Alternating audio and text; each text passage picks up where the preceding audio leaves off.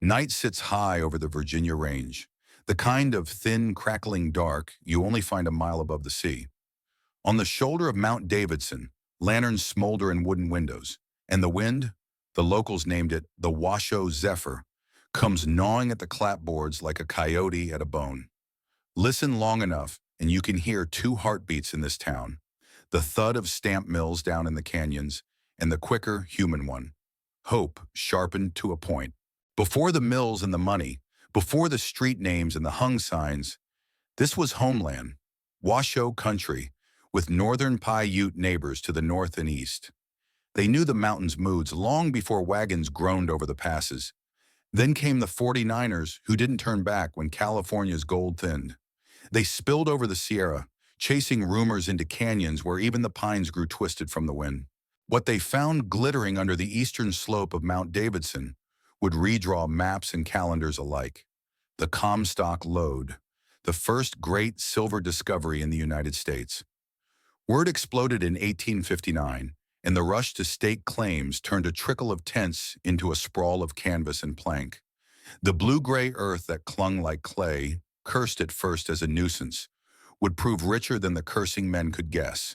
If you want the naming story, pull a stool and pour something that burns. Legend says a whiskey-loving prospector, James Old Virginie Finney, christened the Camp Virginia town with a bottle and an unsteady flourish. Whether that yarn is truth, wish, or something that grew in the telling, the name Virginia City stuck, stubborn as desert scrub on a rock face. Soon enough, there were streets angling down the steep shoulder, boardwalks that creaked, and false fronts that made new businesses look older and richer than they were. The horizon loomed like a ship's hull, and men walked tilted to meet it. The ground under their boots wasn't easy ground.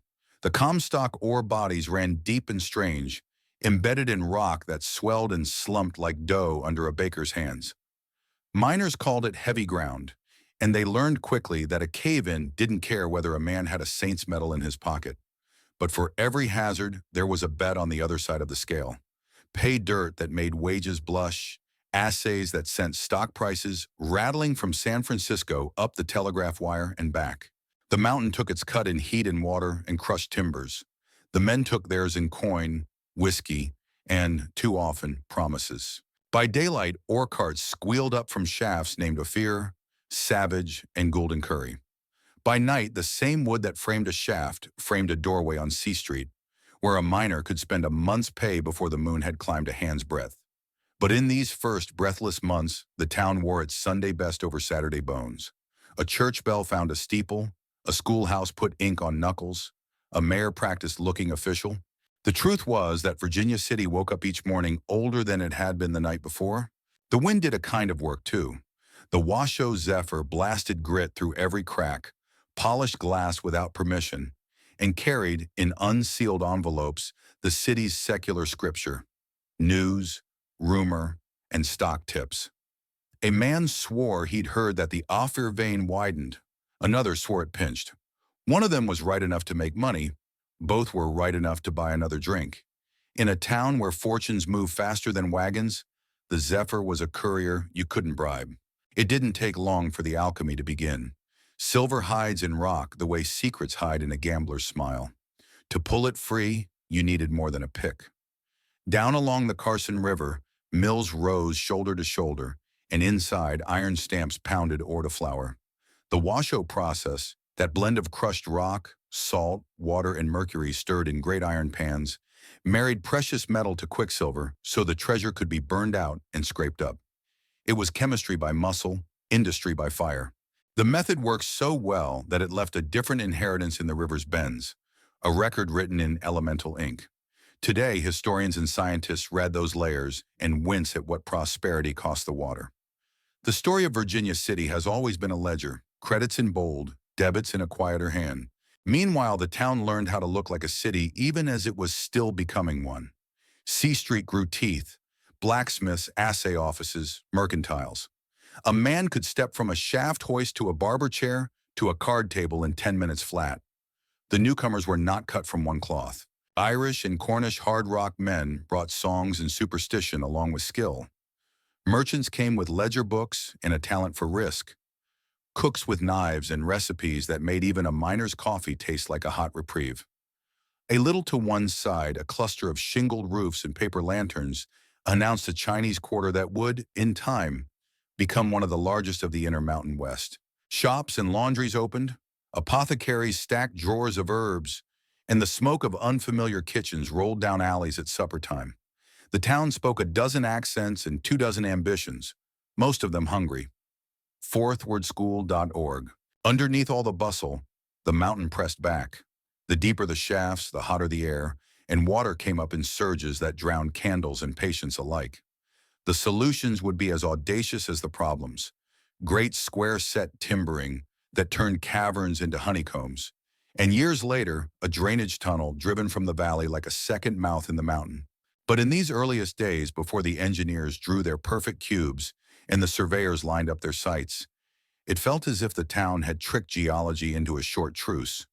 Men worked while the earth considered, and everyone prayed that consideration would last until payday. What made Virginia City different wasn't just the size of the pay streaks, it was the speed of transformation. Telegraph keys clattered, assay slips changed hands. A single rumor could ice the smile on a speculator's face or warm it to a glow. The stock exchanges in San Francisco would soon hum with Comstock paper, and fortunes would be made on news that took a single dawn to travel and a lifetime to refill once spilled. But those are chapters to come. For now, at the beginning, the light was lantern light, the map was a slope of gray and ochre, and the closest thing to certainty was the way a pick's ring changed pitch when it struck promise. If you walk C Street at dusk, you might see the first of everything. First brick chimneys pushing smoke into the Zephyr's teeth. First signs painted with names that would echo for decades. First arguments over boundaries marked by rocks and faith. You might also see the shadow of what would follow. Fights that ended with the quick cough of a six-gun, a sheriff's star that meant as much as the man wearing it, and the peculiar Comstock religion that mixed God with coin, song with sin. Because this was always a city of two altars, the ore vein and the night. On the ridge, the last light decides it has lingered enough. Lamps bloom behind window glass. A piano drops a hesitant note in a room where the floorboards have learned more confessions than any priest. Somewhere, a miner fits a family photograph into a tin frame and hangs it on a nail. Somewhere else, another rolls dice as if the bones can roll away bad luck. And outside, the wind keeps the only promise it ever makes here. It will return. What the first men of 1859 didn't know, and could not have known, was that their discovery would become more than wealth. It would become a language of engineering and appetite, of risk and reinvention, of a frontier that wrote its own grammar with ore carts and ledgers. They didn't know that a young reporter with a riverboat past would arrive to find a pen name and a country to match it. They didn't know about a madam who would be mourned like a queen, or a tunnel that would bleed the mountain, or a fire that would test whether a city could be reborn from what it left in the street. But they must have sensed something, some vibration under their boots, some quickened pulse. A town raised by wind and ore can hear the future long before it sees it. For now, it is enough to say this. A camp became Virginia City because men learned to read blue clay the way augurs once read flight. They staked and sawed and swore and prayed, and by the time winter shouldered its way down from the ridge, the place had grown a spine. The Comstock Lode lay beneath like a buried river, and above the streets ran with a different current, one made of voices, rumors, and the soft chime of coin. From here, the story widens, into schemes and systems, into headlines and hymnals, into disaster and opera, and the long accounting a Boomtown must always pay. Tomorrow the shafts will sink deeper. Tomorrow the mills will pound louder. Tomorrow the wind will scrape the same old song along the eaves. But tonight is the moment before the ledger fills, and if you press your palm to the boardwalk, you can feel it. A tremor that is not earthquake, not thunder, but the living, breathing beginning of silver and sin. The mountain did not yield to enthusiasm. It yielded to geometry. The Comstock's ore bodies, great swollen bellies of broken rock and quartz, would slough if you so much as looked at them wrong. Miners called it heavy ground, and their early stopes collapsed with a kind of lazy cruelty, timbers buckling like matchsticks in a stove. Then a quiet, careful mind walked down into the dark with a carpenter's imagination. Philip Deidesheimer, trained as an engineer and tempered by common sense, studied the way the rock wanted to move and answered it with a structure that could move with it. Square set timbering. Picture a honeycomb made of cubes. Picture each cube braced to the next and the next.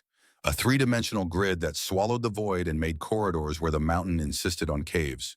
The men built the earth a skeleton, and inside that scaffold, they worked like watchmakers, advancing cube by cube. A good timberman could hear a lie in a timber's creak. A great one could see the failure before the first splinter lifted its head. The rhythm of an underground day began long before daylight. Lamps were trimmed and fed, lunch pails packed, rosaries thumbed. The cage clattered and dropped, the square above shrinking to a chalk mark. Heat gathered in the throat of the mine, oily and damp. At the bottom stations, men stepped off into drifts that smelled of powder, pine, and something metallic that never washed off the skin. Picks rang and drills screamed. Water dripped from the roof in a steady metronome that counted both minutes and years. A partner read the vein with the patience of a farmer squinting at weather. If the ore thinned, they followed it gently. If it fattened, they followed it greedily. All day, the square-set lattice extended, those perfect cubes shouldered into place until, in the lantern light, the mine looked less like a hole and more like a wooden city nested inside a mountain. When powder spoke, the mountain answered. A shot misjudged could shatter supports. A shot placed true-chipped promise out of the load in blocks and broken faces. The broken ore was sledded onto cars and snaked back to the shaft. There the hoistmen, hands on levers as if they were the reins of a hot-blooded team, lifted ton after ton toward daylight. At the collar of the shaft, the sound changed, less muffled, more human. Men blinked like owls. Above ground, ore cars rolled toward the mills waiting along the Carson River, where another kind of craft took over, the craft of crushing, heating, and persuasion.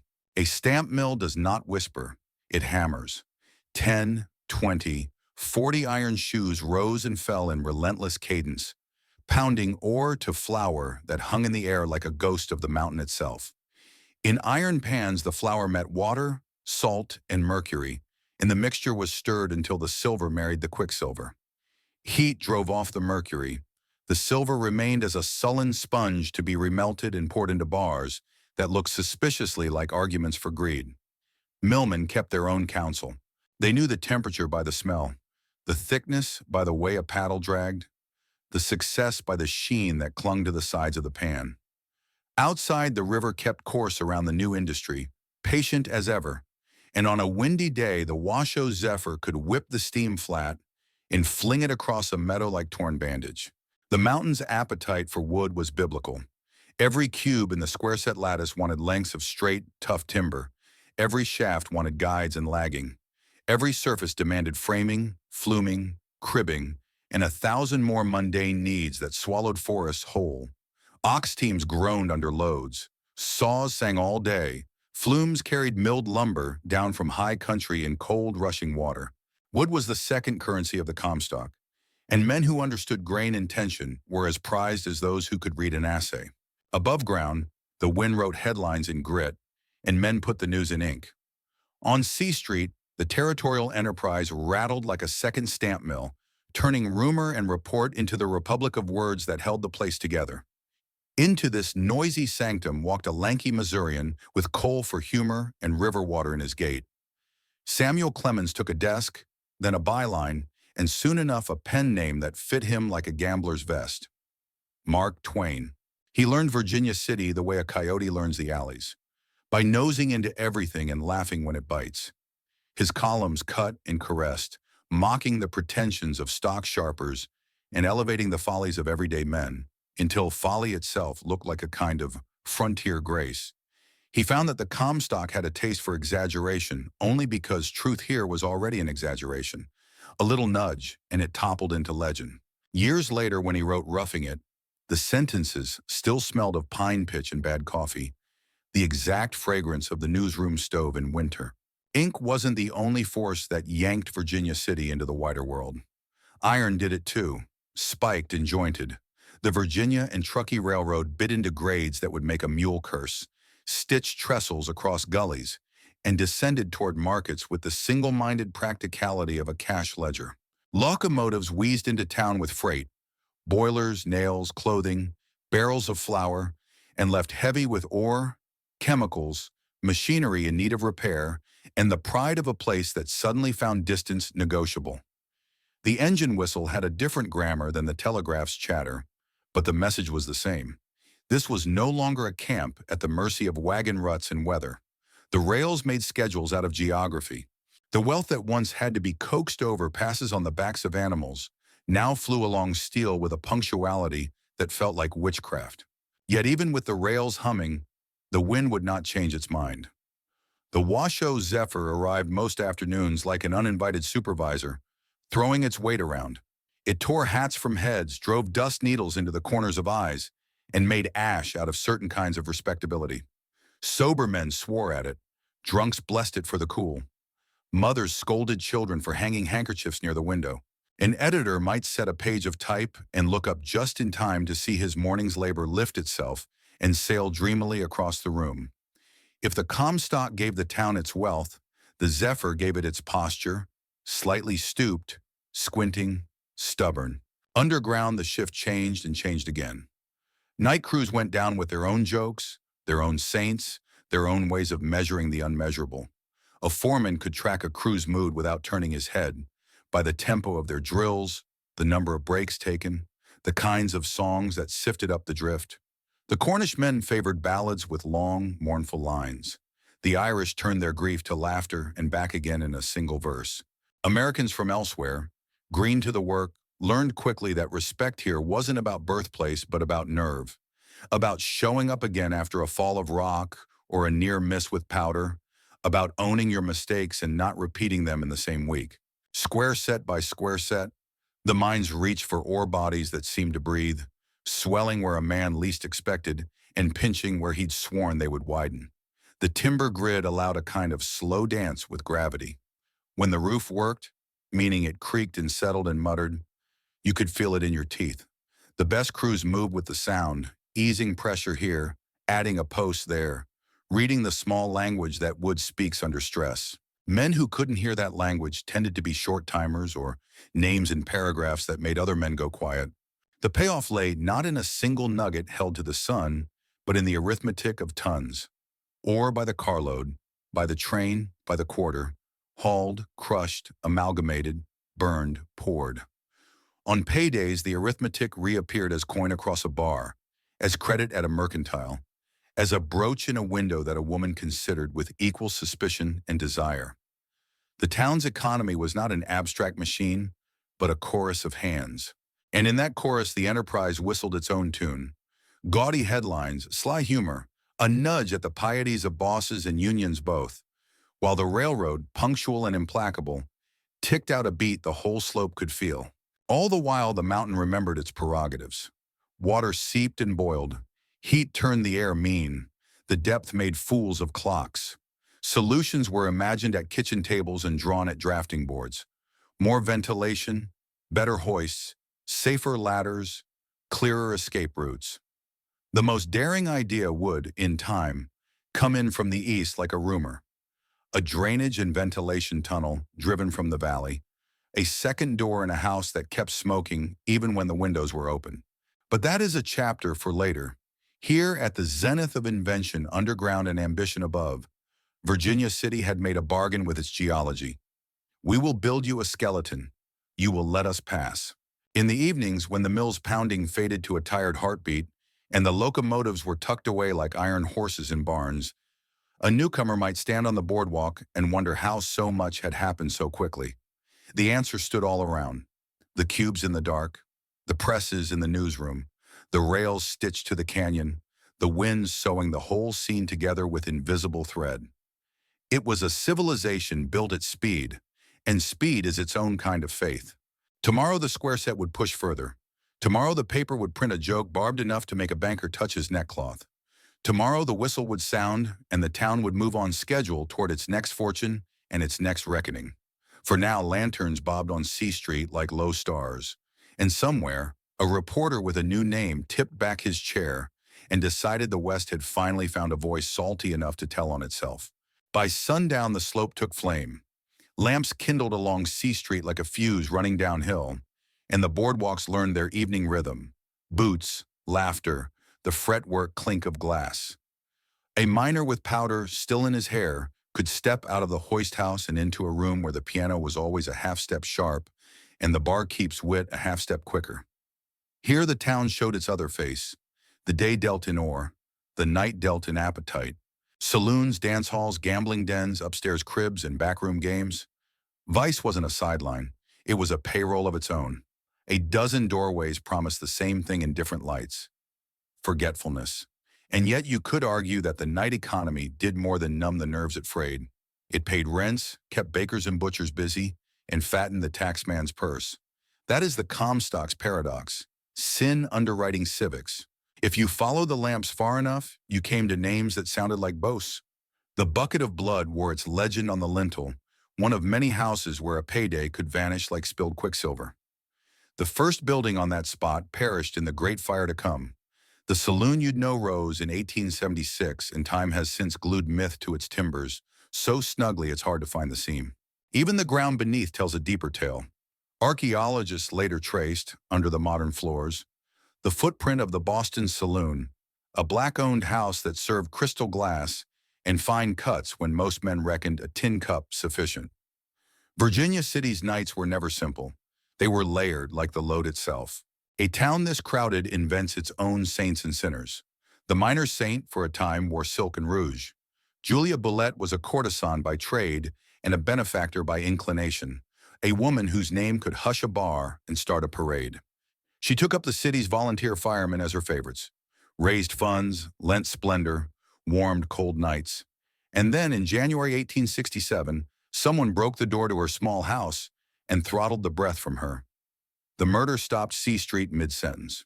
When a drifter named John Millen, sometimes spelled Melanie, was taken up, tried, and hanged the next spring, the town cheered justice.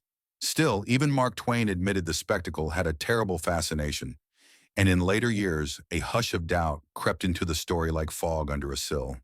Was he the right man? Perhaps. The grave keeps its secrets. What remains certain is how the city mourned Julia, with the kind of splendor usually saved for officials and angels. In this place, Worth wasn't a sermon. It was a ledger balanced in public tears. Not every night story wore lace. Down on D Street, the red light district set its own tariff, rooms with curtains that remembered more vows broken than taken.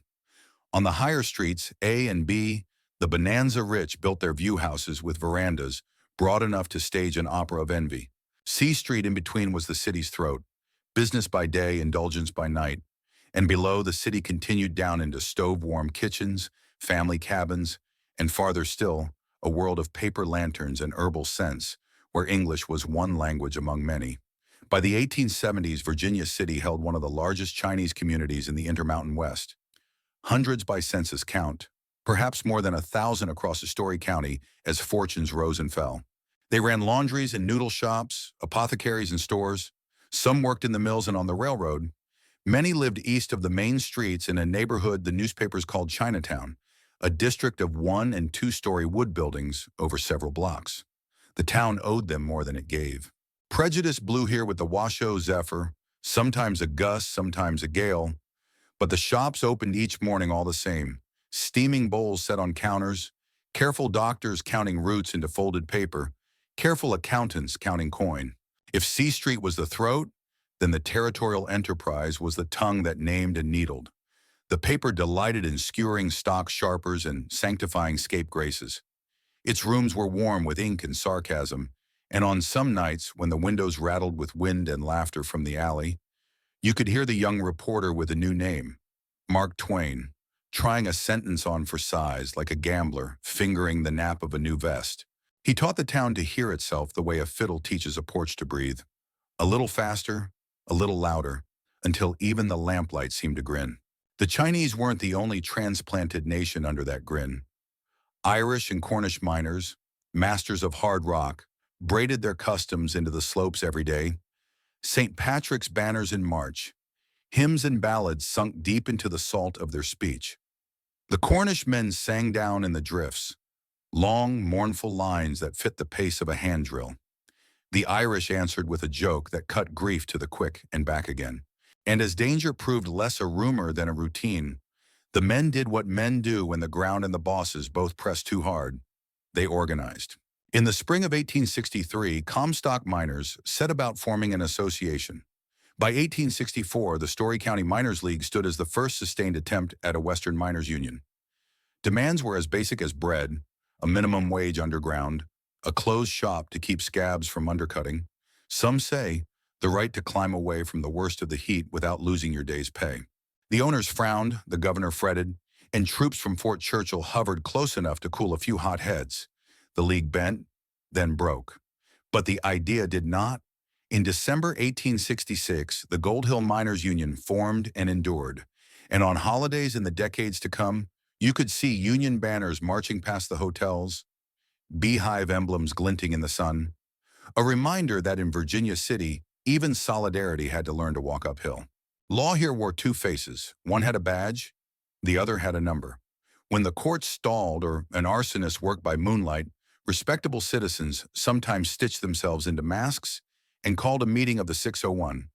The story goes that the numbers meant 6 feet under, 0 trial, 1 rope, a frontier arithmetic for rough justice. In 1871, when firebugs toyed with a hillside city built of pine, a vigilance committee made short work of suspects, and the lesson blew through town faster than the Zephyr. Do you praise such men or fear them? Virginia City did both, depending on the week. HistoryNet. On certain evenings, the city forgot its quarrels and put on finery. Piper's Opera House glowed like a promise. Ladies in borrowed velvet and miners in Sunday coats climbed its stairs and sat shoulder to shoulder while a traveling soprano poured gold into the air. Across town, the Boston Saloon, William A.G. Brown's house, served lamb and beef cooked with a care that curled smoke like calligraphy. Excavations a century later would pull from its ashes the proof that elegance came in more colors than the old photographs suggest. Cut glass, gaslight fixtures, the small luxuries of people who refuse the world's stingiest categories. That saloon and many of its neighbors would go down in a fire that makes its own chapter in this tale. But for now, it stands in the mind like music still fading when you step out into cold. Payday had its own liturgy. Men lined at the assay office, then at the bank, then at the long bars where mirrors made the room twice as loud. A careful husband bought flour, candles, beans, a bolt of calico. A careless bachelor bought reasons to stay out of the shaft one more day. Outside, a street vendor ladled noodles into blue and white bowls. Next door, a Cornish pasty disappeared in 3 grateful bites. Children counted parade flags. A widow counted days. A fiddler tuned. A pickpocket smiled. And over it all, the Washoe Zephyr ruled like a bored emperor, kicking hats, scattering handbills, smearing chimney smoke into the same gray as the mountain. If trouble came, it came quickly. A card game soured, a knife flashed, a floor boss took a swing he shouldn't, a drunk reached for a 6-gun he didn't need. The sheriff walked faster on some nights than on others. But the city was not merely a stage for blood. It could be generous, too. Benefit dances for widows, subscriptions for a busted fire wagon, a bucket brigade that put aside politics when shingles caught. It was a place that learned how to hold 2 truths in the same mouth, that money is a fever and community a cure, that the same man could pray in the morning and lie at cards by dusk, that a town could love a fallen woman better than it loved a righteous stranger. Is that hypocrisy? Or just the West trying to make a civilization out of speed? Walk the hill with me one last time before midnight. On A Street, lamps burn behind lace. On B, a balcony creaks beneath men who built empires from paper and ore. On C, the piano is still sharp, the joke still bright. On D, the curtain falls and rises and falls. Farther east, in the quiet lanes of Chinatown, a shopkeeper writes in a ledger by lamplight while a kettle sighs. He will be up at first light to steam the town's shirts, an invisible hand at the city's throat. Across from him, a miner studies the beehive on his union ribbon and thinks about the morning's shift. The ladder, the heat, the square-set honeycomb waiting in the dark. Above them all, the mountain keeps counsel. It knows the price the day will pay for the night's forgetting, and still it lets the lamps burn. This is Virginia City at full tide. Silver at noon, sin by starlight, and something in between that feels like a people learning to be a people. Fast. Tomorrow the mills will hammer, and the newspaper will needle, and the railroad will whistle, and men will go underground to earn another chance to lose their money honestly. And tomorrow night, when the Zephyr gets up, the lamps will bloom again, as if nothing ever burned here but coal and courage. At first, the smoke seemed like a trick of lamps, a faint discoloration in the air at the 800 and the 900, a little darker than the usual haze, a little sweeter than powder. Then someone coughed the wrong kind of cough, and the drift drew a breath as if the mountain itself had swallowed a cinder. April 7, 1869. Down in the Yellow Jacket mine at Gold Hill, a timber smoldered to life where air and resin and chance conspired. In mines stitched to neighbors, Kentuck and Crown Point, a fire is not a private affair. It walks cross cuts and raises itself up stopes, and every ladder becomes a wager with heat. Men learn the speed of smoke. A candle guttered sideways. The roof sweated. The square-set timbers began to tick in their joints like a clock losing its patience. Signals banged on pipes. Some crews tied wet cloths over their mouths and hands, a sailor's trick repurposed for the underworld, and moved by field toward ladders that, in a good year, weren't far. Others tried to outflank the thing, past a sump, through a manway, only to find the heat had already read the same map. There are disasters that make a noise, and disasters that make a silence. And the Yellow Jacket found a way to do both. Shouts snuffed to whispers, then to breathing, then to nothing. By day's end, dozens were dead, some trapped behind fire doors they hoped would hold, some overcome in a pocket where smoke settled like a decision. The blaze did not end with funerals. It burned for months in blind chambers where oxygen still made its corner of the bargain, a low, steady devouring that turned good timber to charcoal and courage to prayer. Above ground, the slope performed the old rituals. Lists on a wall, names read aloud, the long walk home with a friend's tin lunch pail. Women sat on stoops with their hands slack in their laps, a position that means the questions are finished for now. A week later, men were back on day shift in other levels because the ore did not suspend itself for grief. The fire rewrote procedures in pencil that was soon ink. More ventilation in blind headings, more care with lamp oil, a better accounting of escape ladders that would not turn traitor under heat. But the lesson that burned deepest was older than any safety circular. The mountain takes its cut, and it takes it in the currency of breath. The Yellow Jacket changed the way even the gamblers on C Street spoke about luck. A man might win a week's pay before midnight and walk home past a shaft house where the hoist operator now kept a bucket of wet wool by the lever. On the stock exchange, tragedy translated into numbers. Shares up on mills with capacity, down on companies whose levels connected to the fire country. It was not heartless.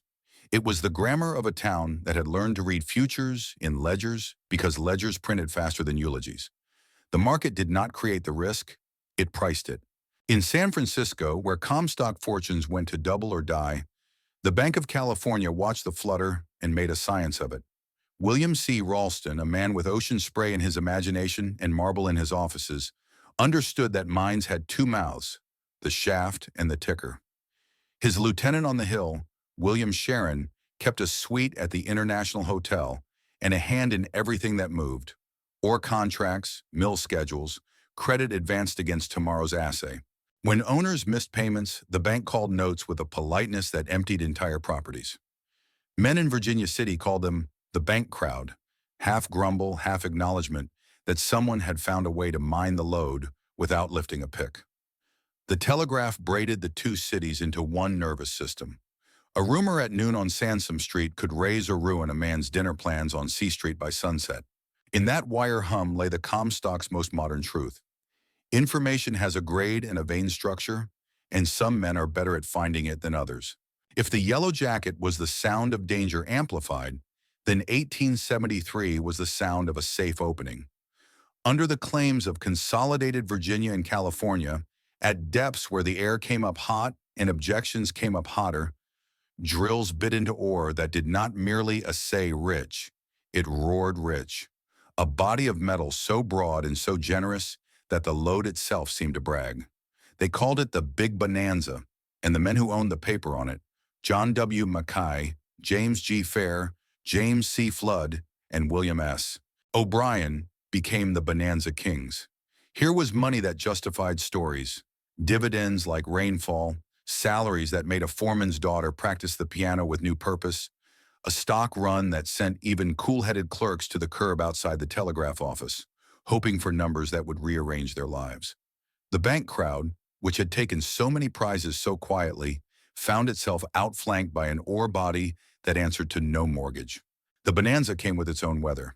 Underground, the temperature rose into a kind of wet malice, and water, always the mountain's second weapon, pushed in heavy and hot. Pumps worked the rock like bellows, lifting thousands of gallons toward daylight, where the air would punish the steam for being in a hurry. Timber sets took the strain and creaked their protests, and in the deeper crosscuts, men learned to work in spells. 10 minutes at the face, back to the latter way, where the air, if not cool, at least tolerated lungs. Mine captains kept notebooks with pages that looked like campaign maps, arrows, sums, prayers reduced to numbers. The deeper they went, the closer the load resembled a living thing, swelling here, starving there, full of surprises for men who thought they had outsmarted surprise. In such conditions, any idea that promised relief looked like salvation, wrapped in a blueprint. A Prussian-born merchant with a talent for persuasion, Adolf Sutro, had been preaching his solution since before the Yellow Jacket. Drive a drainage and ventilation tunnel from the Carson Riverside, a long, almost level adit that would meet the lode far beneath the town, bleeding off water and heat, sending in a second wind, and providing a royal road for ore cars to roll out without the expense of the hoist. To some mine owners, Sutro's plan sounded like a sermon that ended with a collection plate. His demand for a royalty on tonnage guaranteed criticism from men who preferred their miracles to be free. But disasters have a way of hardening arguments, and investors, Eastern and European, found the romance of a 4-mile arrow into a mountain difficult to resist. While funding seesawed, work advanced. Crews set out from the river valley with transits and faith, driving through country that surprised them less with hardness than with monotony. A tunnel can be an act of patience more than of force. You measure its progress not in feet, but in the exactness of a line that must arrive at a door you cannot yet see. Years later, when the workings at last hold through to the Comstock in the late 1870s, the first rush of hot air and water felt like a confession from the earth. Yes, I was holding these miseries behind my teeth. The Sutro Tunnel did not make mining gentle, but it made it survivable in ways the widows of 1869 understood at a glance. Above ground, the new wealth polished every surface it could reach. The International Hotel boasted elevators and dining rooms that taught Forks new responsibilities. Piper's Opera House lifted its velvet curtains on tragedies that felt smaller than the ones the town already knew. A miner might come up from the heat with black in the creases of his hands, scrub until his skin shone raw, and sit that same night in a balcony seat beside his wife, the two of them storing themselves into a different class for 3 acts and an encore. Such is the civilizing trick of a boomtown when it believes itself permanent. Yet permanence has its own arithmetic. The Bonanza Kings paid princes' wages for timber, for powder, for men who could read a timber's creak and a vein's bluff. The dividend checks fattened lives but also expectations. And far away in San Francisco, the Bank of California wobbled under ambitions that had outgrown caution. In time, events on the coast and events on the hill would collide. The bank's failure, a body in the water, a town licking fire from its wounds. But that belongs to the next chapter. Here in the interval between blaze and blaze, Virginia City believed in its own speed. The telegraph clicked, the railroad exhaled steam, the stock boards turned numbers into a secular liturgy, and down in the stopes men advanced the square-set lattice with the care of men building a cathedral no one topside would ever see. On quiet afternoons, rare but not mythical, you could stand at the shaft collar of the Consolidated Virginia and feel the ground's faint vibration like a faraway drumline. An engineer with a roll of drawings under his arm might nod, as if to say, yes, the geometry is holding for now. A banker fresh off the stage might pat the inside pocket where a letter lives that will change a claim's future by the time the Zephyr finishes its lap. A boy, there were always boys errand fast and hungry, might look straight down into the square of iron and shadow and swear he could see stars even before night arrived. In a place where silver and sin were not enemies but twins, the decade between 1869 and 1879 taught the town its most complicated hymn, that salvation may come in the shape of a timber, a tunnel, or a ticket with your name on the right side of a ledger. Yet none of these will spare you the audit the earth conducts in its own time. So the town kept two kinds of time, one measured by dividends and telegrams, told people when to cheer and when to cash out, the other, older clock, set by fire, water, and the slow settling of wood in the dark, told them what the cheering cost. Between these clocks, Virginia City lived its truest life, breath quickened by fortune, lungs scarred by the work of earning it, eyes always turned toward a future that looked, for a blessed while, like a main street that would never end. Just before dawn, the wind arrived like a bad idea with perfect timing. Lamps were still burning in boarding houses where the night lingered, and on A Street a flame met a curtain, then a wall, then the world. At about 5 in the morning on October 26, 1875, a boarding house fire, fed by the Washoe Zephyr, took a running start downhill and never once looked back. Men woke to roofs already speaking in sparks. Women carried children wrapped in quilts that smelled of cedar and fear. A bell clanged, then another, and then the town itself seemed to ring. By mid-morning, the fire had a geography of its own, its borders written by heat and luck. When dusk at last found the slope, 3/4 of Virginia City lay blackened, the business district charred from Taylor to Carson, and thousands with nothing left to inventory but names. If you have never watched a wood town burn in a high wind, count your blessings. Shingles lift like migrating birds. False fronts become sails. Boardwalks run the flame along like a message delivered without mercy. More than 2,000 structures went down in a day, a number too large for the tongue to hold. Losses reached into sums that newspapers argued about, while families looked for a kettle that hadn't warped. In the streets, firefighters did what they could. Bucket lines that steamed in the heat, engines rolled from block to block until hoses split, ladders set against windows where a single human shape still moved. Sometimes the only courage left was mathematical. Save that block to save the next one. Let this block go.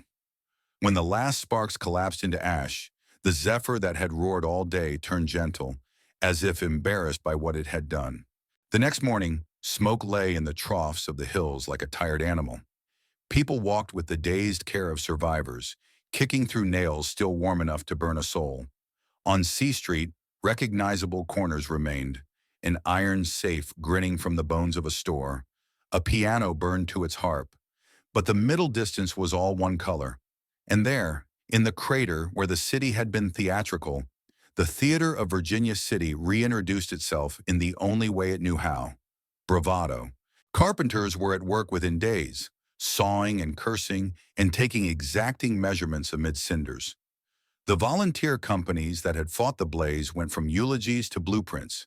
The city fathers, their beards still gray with soot, debated hydrants, hose houses, and new mains, a water plan written in the conditional tense of what they wished had been ready yesterday.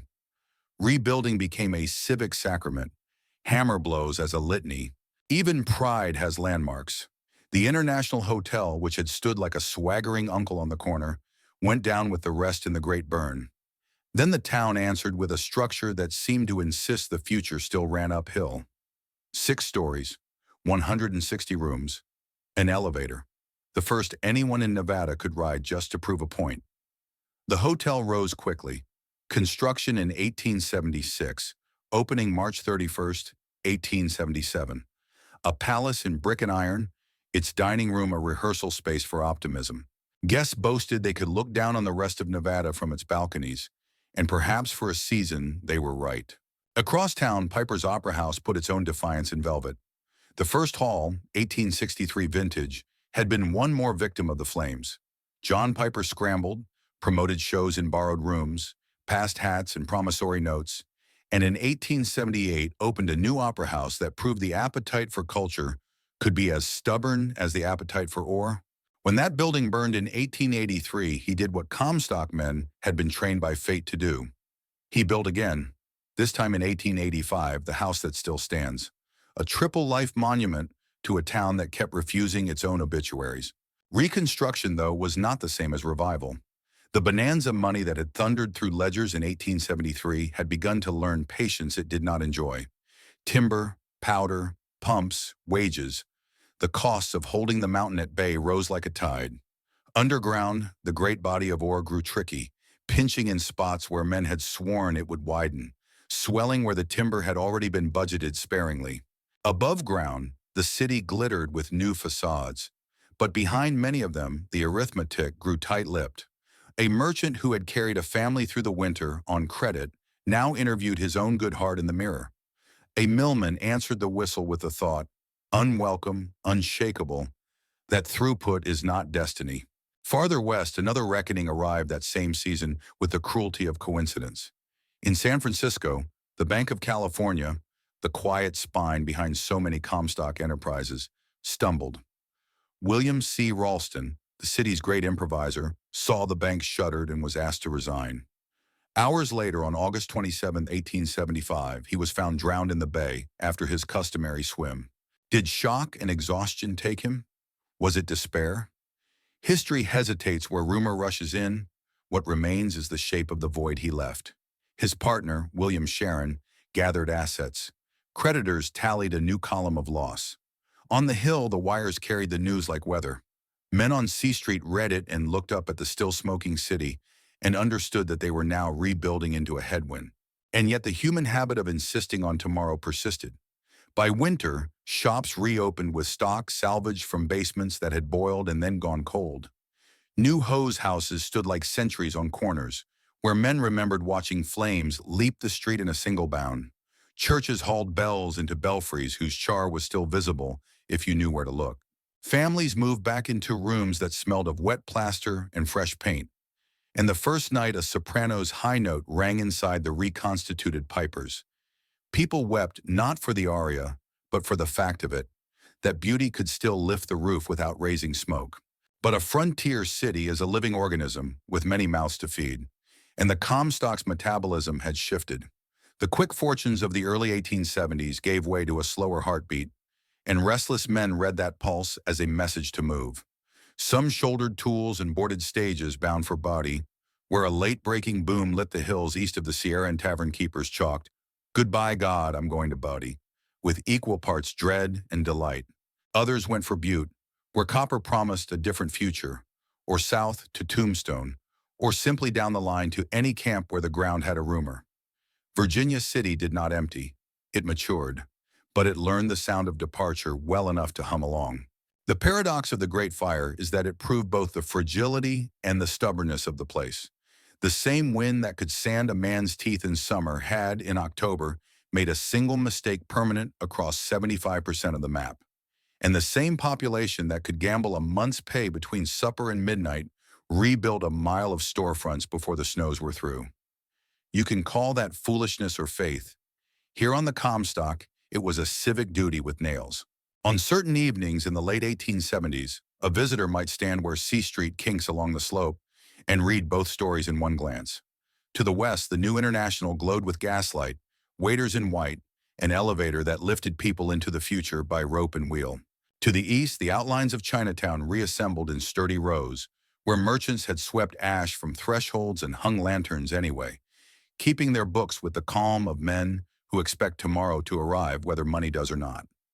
Above it all, the head frames made their own silhouettes against a sky the color of iron. If you closed your eyes, you could sort the town by sound. Dining room clatter, piano overtures, the stamp mill's patient thunder, the faint tick of square-set timbers in the dark settling into another long night.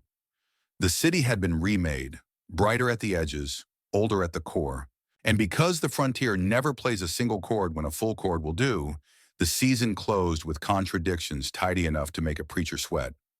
The International Hotel boasted the tallest roof in Nevada and the newest tricks of modernity. The Opera House proved that culture could be raised twice from ashes. The mines below still paid, often handsomely, but asked higher prices in pumpmen, carpenters, and nerve. Men toasted a future that felt guaranteed because they had built it with their own hands. Meanwhile, the ledgers continued to whisper that guarantees are a luxury geology refuses to honor. The night the last brand fell into darkness, a fireman sat on a curb with his boots smoking and said to no one in particular, "We'll put it back the way it was."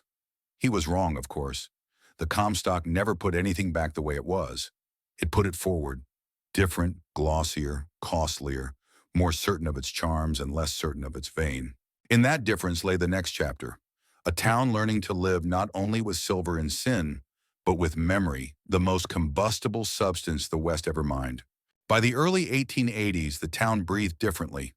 The mills still spoke in their iron syllables, the hoists still sang, and paydays still opened like flowers. But the pulse slowed. Men who had learned to read a vein by lantern light began to read train timetables with the same skill. They drifted, some to Butte, where Copper wrote a new scripture, some to Leadville and Tombstone, and later to Tonopah, each place promising that this time the ore would be loyal. Virginia City did not empty.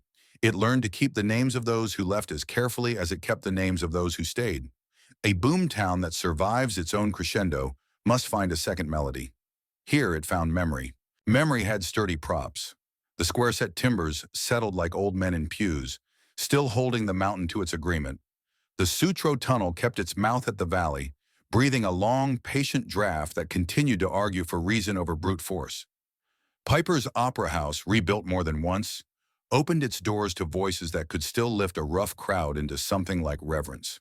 The Virginia and Truckee, hissing, punctual, self-respecting, carried less ore and more stories. And then, when the rails fell quiet, it learned how to sleep until visitors wanted to hear the whistle again.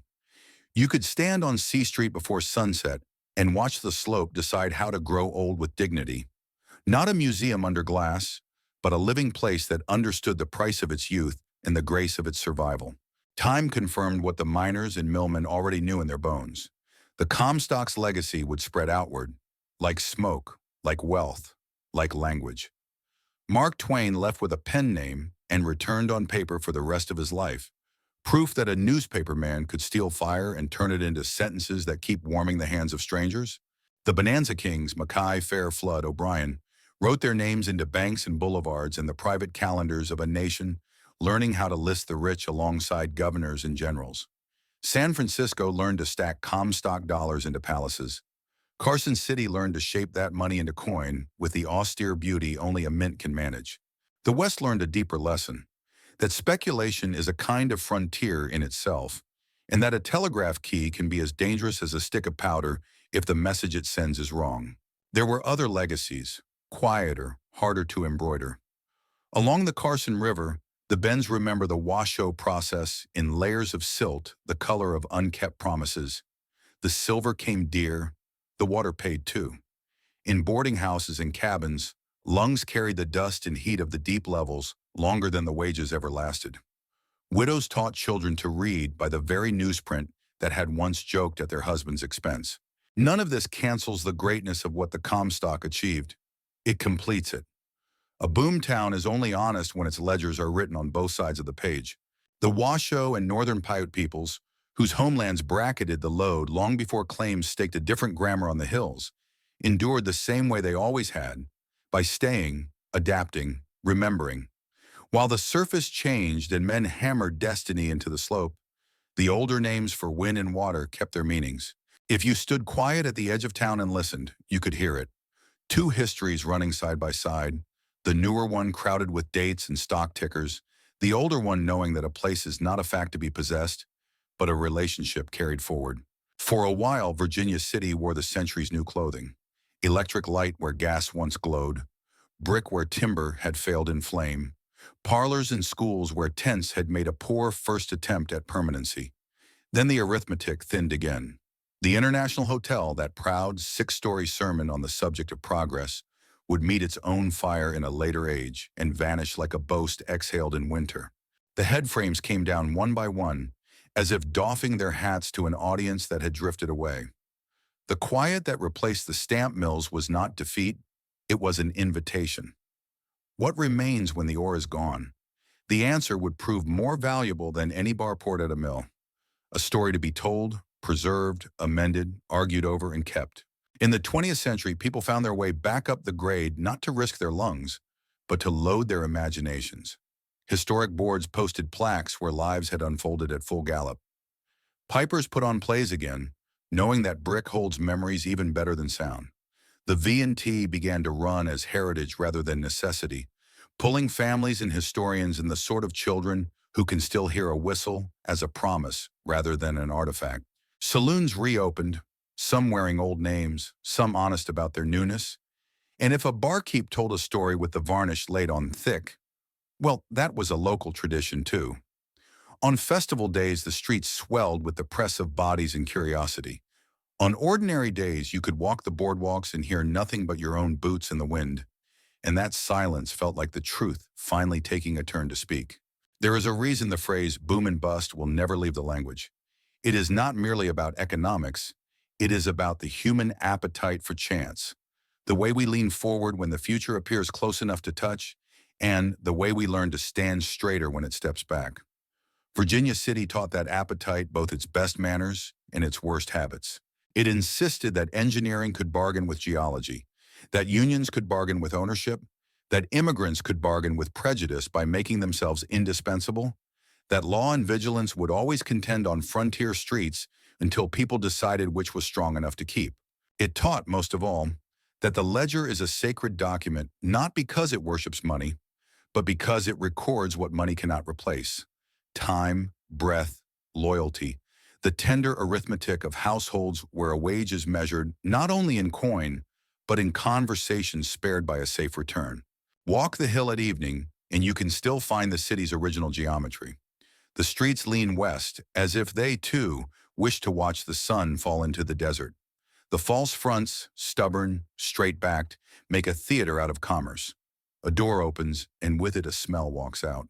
Wood polish and tobacco, or strong coffee, or the stubborn tang of a museum that once refused to be a ruin. Somewhere a guide leads a half-dozen strangers down a staircase into the mouth of a shaft and teaches them to say, "square set," as if it were a catechism.